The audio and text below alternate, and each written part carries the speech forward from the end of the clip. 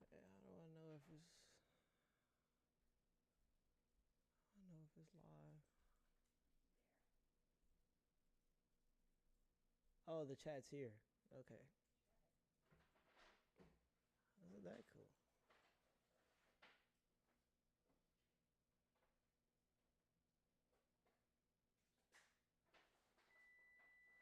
Um. Oh, there we go. Okay, it says live. That's me. Is it a delay? There's a slight delay.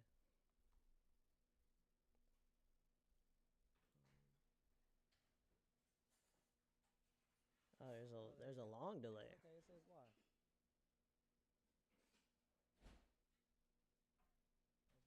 Is it a delay? Oh yeah. Okay. That's like a minute long, 30 seconds. Um. Okay, I'm gonna post this in the school community, and then we can get started.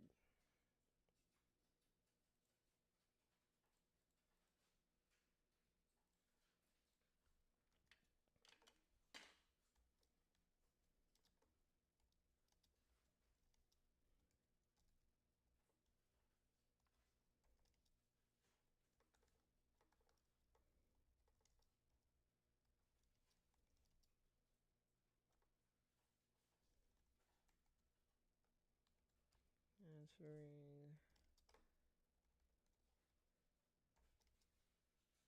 questions from real people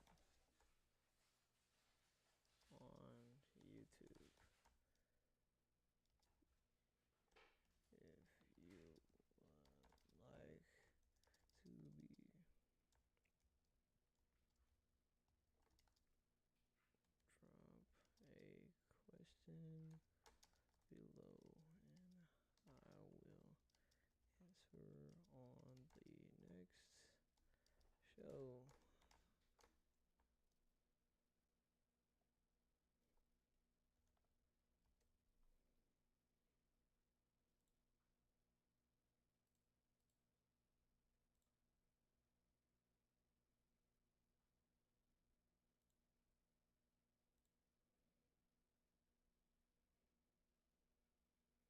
There we go. All right, bet. We're good.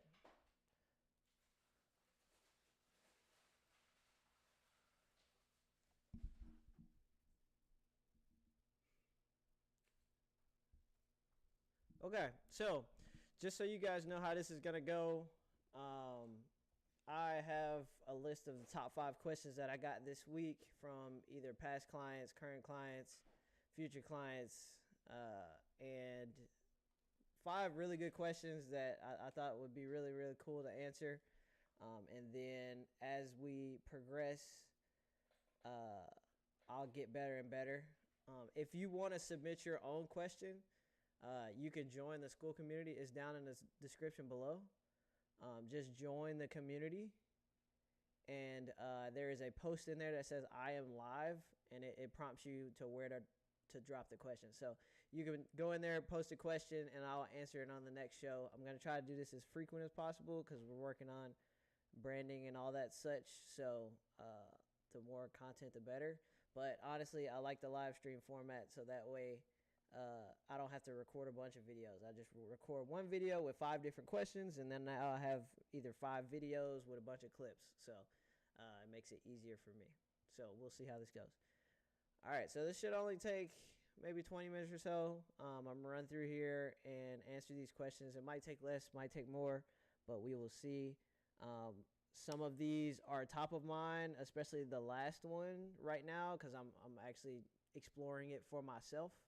So just be aware that all of these frameworks and things can change, but a lot of the stuff I've already vetted. So yeah. Okay, so question number 1 is I cannot drop my price anymore or I will lose money. This is from a seller.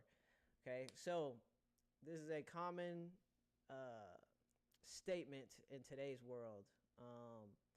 People feel like they have a house on the market. Well, they don't feel like they have a house on the market, but they have a house on the market and they cannot drop the price anymore, or they're going to end up having to either bring money to the table or go through via short sale, however you want to classify it. And so they feel like they can't drop their price. Now, here's the thing. Two things to really break that apart. One, that's not how the market works. Real estate is, I don't know why stocks and real estate like battle in those like business space, but they are very similar. So stocks, if you bought a stock, let's say Apple stock 30 years ago at, let's say $20, right? And now the stock is at $450. I don't know what it actually is. Those are just numbers. But if it's now at $450, you can't just sell at $600 just because you want to. Like that, that's just not how it works. You have to wait either for the stock to go up to $600 or cash out where the value is. Real estate works the exact same way. So if you bought a house in 2017 and it was worth $200,000, and now it's 2025 and it's worth $350,000, then you can't go, oh, okay, well, I want to sell it for $400,000. You just can't do it. That's not how it works. It's only worth $350,000. Okay. The only reason this is a thing is because there is another party that has to actually buy it. So the buyer is not going to come in and just buy the property, which in some cases they did, especially back in COVID, but that's besides the point. We're not in COVID times anymore. But the buyer is not going to come just overpay for your property just because you don't want to lower the price. They can go find a bunch of other houses that are at better prices for maybe the same deal. So that is not how it works. So think very similar to stocks, okay? Right now, the stock price on the home is wherever the market says it is. Now there's different methods to test this out. This is where good real estate agents come in handy. I'm a big fan of testing the market.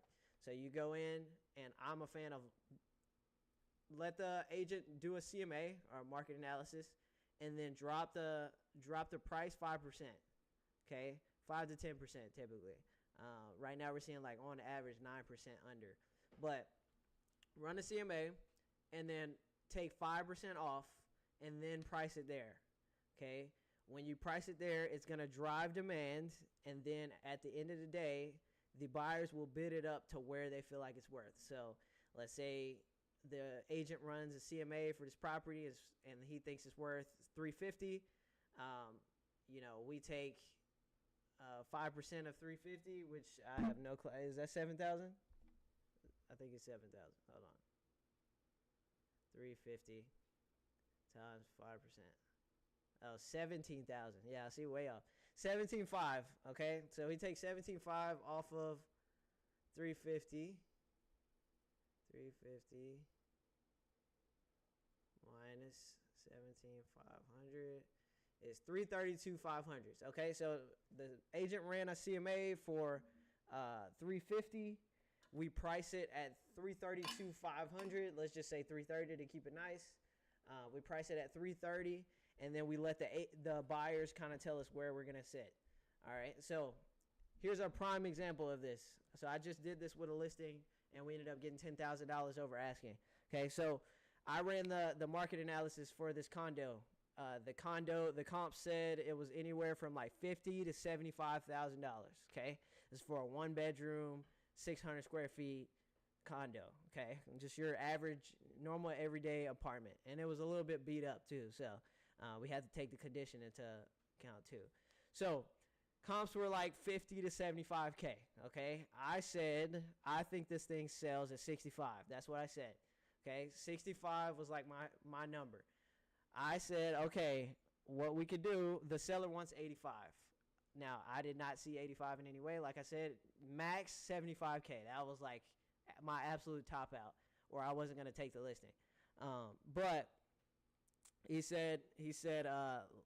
gave me the reins and was just like, give me the fastest way I can get it as high as possible. I said, okay, well, how about we go to market at 60, okay, and then let the buyers fight for it. Okay, so we went to market at 60, and obviously we wanted to get as close to 85 as possible. Again, my number was 65. That's where I thought it was going to end. Okay, so we went to market at 60. We got 7 offers, and then we ended up taking the offer at 70K with a couple other incentives too, as far as warranties and the buyer paying some HOA costs and things like that. So he went at 70,000. So we got $10,000 over the original asking price, and then $5,000 over where I thought it was going to be. But in the scenario where we would have came in and priced it at 65 or 70, we might not have gotten the same traction to get the 7 offers to get them to overbid. You see what I'm saying? So really, it's supply and demand at the end of the day.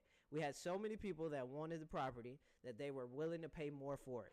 But if you cut out the number of people that are willing to buy the property, then you can't force them to go higher, if that makes sense. So if I price this property at 70, I might only got one person that's willing to buy it, and they're going to try and negotiate because I only have one person. So they might want some concessions or want me to do something extra to fix it and all this kind of stuff. But in the case where we get all the demand, 7 offers, we listed for 60, it goes off. I mean, we accept at 70, and they gave us everything we wanted. We don't have to do any work to the property or anything like that. You see what I'm saying? So, so at the end of the day, like, demand is going to drive this entire train. So, to go back to the original question, if you cannot drop your price or you will lose more money, that is incorrect, okay? You can drop your price. That is completely separate from the fact that you will lose money. I'm sorry if you are in the position that you will lose money, but I also want you to keep in mind in what direction the market is going. If it's still going down, then you might be better off cashing out right now if you're going to lose $2,000, $3,000. Just take your L now, as opposed to wait until later, and then you still got to go through this exact same thing, and then you end up selling for way less and you lose even more money, okay? So your 2 options here, if you are in this position to where you can't drop your price or you're going to lose your money, I would explore renting. If you just need to move, explore renting, okay? Look at what the rent values look like, and if you want, you could drop a comment below, and I'll show you my whole sheet. I'll send you my investment sheet that we use to analyze properties, and you can run it for your own property, okay? Take a look at what it looks like as a rental. If you can't go the route of rental and you don't just need to move, then I would recommend just keep the property. Just hold it, okay? On average, if you hold the property at least 8 years, you will come out on top. So you just need to hold it for as long as you can. A lot of people that are feeling this right now are the people that bought houses in 2022, 2023, and it's only been 2 or 3 years, and the houses haven't really appreciated. They've actually stagnated. In some areas, they've gone down. So you just got to be careful. But if I'm willing to bet, if you are willing to wait till 2028, 2029, I promise you, you're probably going to end up with some more money, and you won't be in the same spot. But you just got to hold out longer. At the end of the day, real estate is a risk, again, just like stocks. So many people bought into Bitcoin, and then it went down the next day. It's the exact same thing. Now, it's a little more safe than that because you make money in other ways, but that's the surface level conversation of it. So, again, it's like stocks. Think about it as stocks. The price you can sell at is based on the market. It has nothing to do with what you have to do. I see this concept also with people that put a lot of work into a property. Like, they'll buy a house for $400K and then put $80,000 pool in the back and then have to move. And now you want to sell it for $500. That's not how it works. Okay, you can't just because you added a pool in the backyard doesn't mean that you get to raise the price $80,000. Again, the market dictates the price. Okay, it may only give you. The only reason the pool would even give you extra stuff, and this is going on a tangent, but the only reason a pool would give you an extra leg up is if you're comparing a property that's exactly the same. So if you have a 4-bedroom, 2,300 square foot house, and the neighbor has a 4-bedroom, 2,300 square foot house with the same layout, but yours had a pool and theirs doesn't, then you might be able to get some extra money. But like, if you're not comparing apples to apples, it doesn't make sense. Okay, cool. So that's question number 1. Question number 2, I am getting ready to go into year 2 in my home. I would love to buy another property this year, but I'm not sure my next steps. So 1, congratulations. It's super exciting. And the number 2 is there's a couple different avenues. So This is actually fresh, top of mind, because this is what I'm thinking about right now as far as my own real estate plans. So you have two paths, really, investment wise. So you have a single family. I'm just going to assume it's a single family. Okay, you can. Well, the goal here is growth, obviously, right? So if you want to get another property, I assume you want to make more money, right? So there's two types of growth. There's linear growth and exponential growth. Now, for those of you that don't know, obviously we want exponential growth. It's the whole story with the 1 penny in a piggy bank, and then double it every day versus just putting 1 penny in a piggy bank every day. You know what I'm saying? So if you are in this position and you have a single family home and you want to buy again next year, I would highly recommend. Actually, I'm not going to recommend. I'm going to give you two options. Option one, you grow linearly, and just buy another single family home. So what you could do is, if you don't want to keep this one, or if you do, you could buy another single family home, move into it, or find another home you like, move into it, and then rent out that one that you just moved out of. Okay, this is the easiest way to get to the second house, because that way you get to put down 3.5% on another FHA loan, and you don't have to come out of pocket for so much money. Okay, this is probably the easiest way to do it. Now, if you want to grow exponentially and you maybe have a little bit more cash saved up, then you can go the exponential route. Okay, this one you would want to double the number of units that you have. Okay, so if you have a single family home right now, which would mean you can rent it out with 1 unit. Okay, you would want to buy a duplex. Okay, so you buy a duplex with 2 units, and you can either move into it or just use it as an investment. But you can move into one, you can use it as a house hack, move into one side, rent out the other, and then rent out your old home. So now you're getting 2 sources of income, and you're getting your mortgage paid down on the duplex. Okay, or you just buy it as an investment property, and you get those 2 avenues of income to where they pay off the mortgage. Okay, and then you do that continually. So then next year you get into the same spot, and then you go look for a 4th unit, because you're doubling the 2 units now. So then you have 4 units that you're looking for next year, and you have 6 ways that you're making money. So it's again exponential growth. Okay, so that is what I'd probably go with. Obviously, now that takes more factors. You obviously need the money to be able to buy a duplex, which honestly in this market is not that much more expensive than normal single families. So it's not that bad, but you're going to need 20 to 25% down most likely too.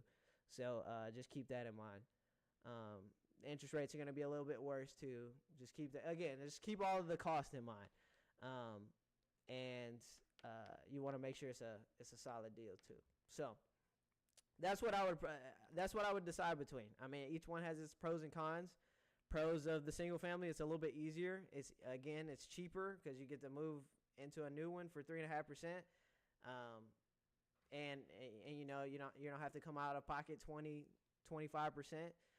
But the duplex, you're going to make double the cash just as fast, and you get obviously bigger appreciation with a bigger property. So, and it's an investment property, so that way you get the tax benefits of two units too. So, you know, there's pros and cons of both. But I would just say don't get stagnated at just having the property and getting scared. Make a decision either way. Like, either get another single family and just don't grow as fast yet, and then try to get next year, or go ahead and, if you have the resources, just go ahead and jump to the duplex. Or, I mean, you can go higher if you want, triplex or fourplex, or a big apartment building. It's up to you, but I'm just saying easiest would probably be to what they call stacking. Stack your way all the way up to multifamilies, and do that. Okay, so that's a good one though. That's a really good one. I'm gonna make that framework, and I'm gonna post that in the school community, if you guys want that. So cool. Number 3, I have 10K that just came to me. Should I buy a rental property? Okay, yeah, this one's good. If you have, I mean, it's relative, right? So it depends on the situation. Now, this guy that asked me this, he's in Shreveport, so it's a little bit of a lower market. So 10K can go a long way there. Now, if he was here in Dallas, it'd be a little bit more, it'd be a little tougher to use 10K for 10% down. I mean 20% down, but I mean it's definitely possible. Okay, for him, well, I'll just keep it general. For this situation, if you have 10K, the first question I would ask is, do you have your own home? Okay, if you do not have your own home, yes, you should use that 10K to buy your first home. That's easy. You can easily get into your first home with an FHA loan or a USDA loan. Well, actually, you can't do USDA loans right now because the government shut down. But I'll keep it general. Or if you're in a VA, if you're a veteran, okay, you can get 0% down. 10K is plenty. Okay, this is if you don't have a home, use the 10K to buy your first home. If you do already have a home, sure, you can look into using that 10K to buy an investment property. Here's my only caveat. 10K, it's going to depend really heavily on the deal, because if you only have 10K and you buy a rundown property, you're going to need more money than that to get a loan. I mean, you're going to need more money than that to fix it up to be able to rent it out. So it's got to be a really good deal. So it's that one's kind of testy on the deal. But if you can use that 10K to maybe stash away to maybe take a course or something on investing in multifamilies, or go down the route of partnering with somebody else, I mean, I definitely go down that route. Use your 10K and somebody else's 10K, and y'all go half in. Obviously, vet the partners, but I mean, that is definitely a way you could do it. There's also like big syndications where you can get in on big apartment complexes and commercial deals, where you can put your 10K in and they basically do all the work and then you just get your returns. You can do that as well. So just research a lot of those different ways if you want to keep it super passive. But if I had to stair step this thing, step one, if you don't have a house, use that 10K to buy a house. Step two, partner with somebody. Or actually, step two would be see if you can find a deal where the 10K is the 20%. See if you can find that deal. If you can't, then find a deal that you could find somebody you could partner with to find another deal that you can use the 10K with. And then my step three would be a syndication of some sort where you can invest your $10,000 and just get the returns fully passively. That's what I would do. Cool. Number 4, we bought the biggest home in the neighborhood and it's in rough shape. Do we fix it up or what is next? Okay, yeah, this one was tough. So this situation, it was the biggest house in the neighborhood, obviously. Here's the bad part about having the biggest house in the neighborhood. Every other house usually is a deal compared to yours. Okay? If somebody, I'll just use numbers. So this house was 4,500 square feet. It's huge. Okay? The next closest house under it is 3,900. Okay? That 3,900 square foot house is on the market for 360. Okay? That just because you have 4,400 square feet does not mean that you can just raise the price higher. Okay? No one's going to want to deal with that. So alternatives here are to sell to an investor, which it said it was in rough shape. So you can sell it to an investor without having to do any work. The only thing here is it's going to be a lowball offer. Okay? So it's going to have to be enough cost to fix it up to make it like actually worth more than the 3,900 square foot house. Okay? So it's probably going to take a heavy renovation. Okay? The second part is you can go to market and market to people that are willing to get a deal and fix it up themselves. Okay? So if that let's just say that house that's 3,900 square foot at 360 is in great condition. Okay? So now we will go to market at rough condition, maybe for 325, okay, 340. So that way we let whoever the new person is come in, they get a deal for having the biggest house in the neighborhood for a lower price than stuff is already closed, and then they get to have some room where they can use that leftover money to fix it up how they want to. But obviously it has to be at a good price. So it'd probably be closer to like 300 really. So yeah. So that's kind of the options. I would probably recommend going to market because you're gonna get more money.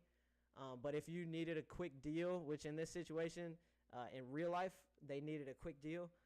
So they love the investor offer part. So they're much more willing to just take a lowball offer so they can get rid of it, as opposed to if it was me, I'd probably just go to market and try and get as much as I can for it, and then let whoever the new buyer is fix it up. So yeah, that's a tough position to be in. But again, that's why you try not to. I'm not gonna put my bias in there, but don't. Just know the risk with buying the biggest house in the neighborhood, for sure. Okay, last one. Where do I start to get into real estate investing? Okay, so this is a super general question, but again, it's going to hit on what I said for the other property with the investors. So step one, do you have your own home? That is step one. Okay, that is always the first question. If you do not have your own home, then I would not suggest buying a rental property of some sorts. The only reason is you're going to have to live anyway. Okay, so you might as well take advantage of the 4 ways to make money in real estate, which is debt pay down, appreciation, tax benefits, and cash flow.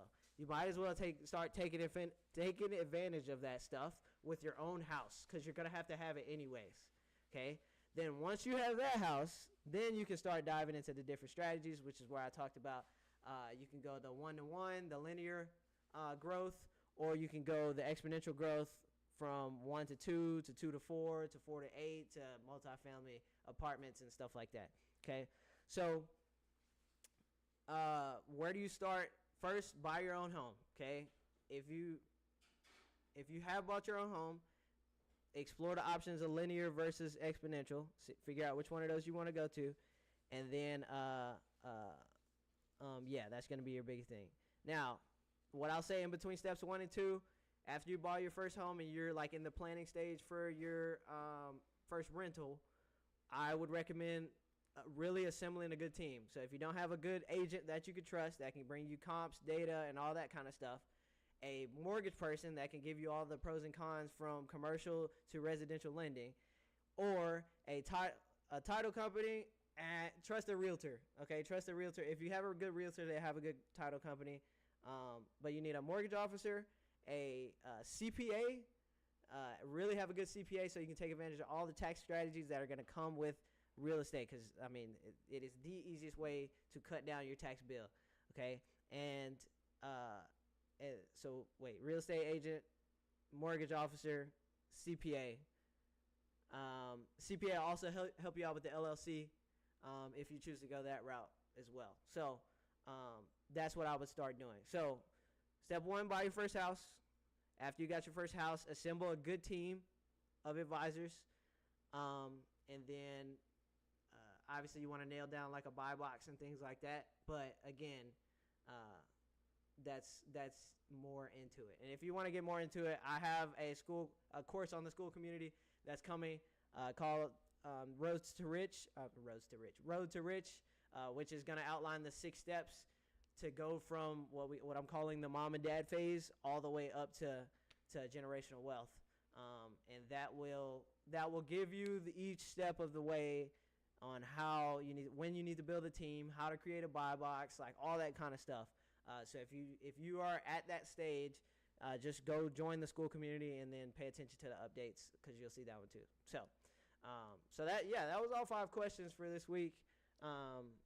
These were really good. Honestly, I'm gonna make a framework for that linear versus exponential again, because that's like so top of mind right now. And then like I said, join the school community. If you guys would like to ask a question of your own on top of get more insights and courses and things like that, it's all free. You don't have to pay for anything.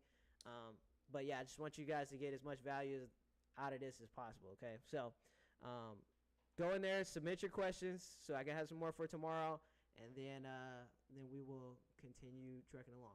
Let me know if you